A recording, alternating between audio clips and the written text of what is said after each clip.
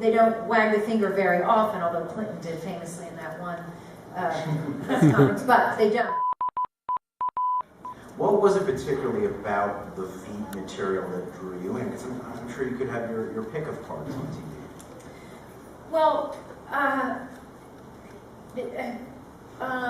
first of all, good ideas are, they're not easy to pluck from a tree. They're hard to come by.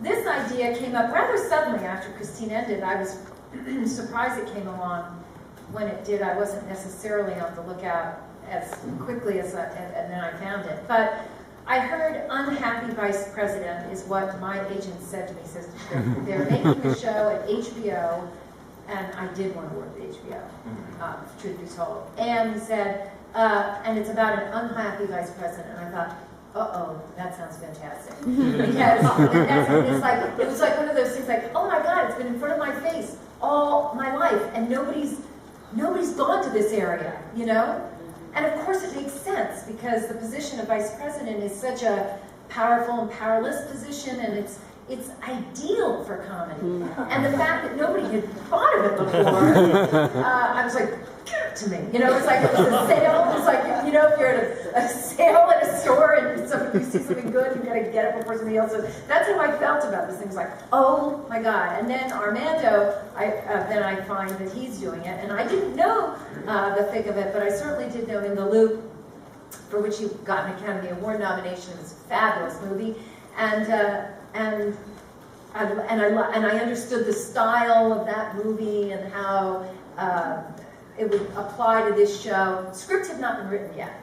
And Armando and I met for a 45-minute cup of tea that turned into a 3.5-hour creative meeting that was incredibly exhilarating.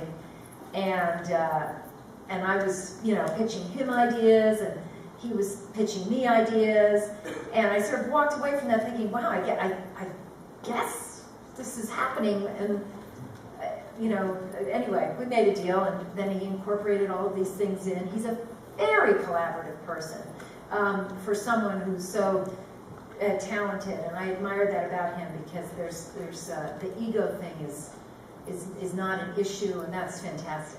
In crafting your role, your character, did you draw it all on real life politicians? I mean, we could tell you're not doing a Joe Biden impression. That's right. Not here, but did you actually look at real political figures and say, a little of that, a little of this? Sure, yeah. I mean, I watched all sorts of people in politics. I watched C-SPAN a lot, and lots of politicians, senators, congressmen, people in the executive branch. It was interesting and there are certain habits that people have, politicians in particular.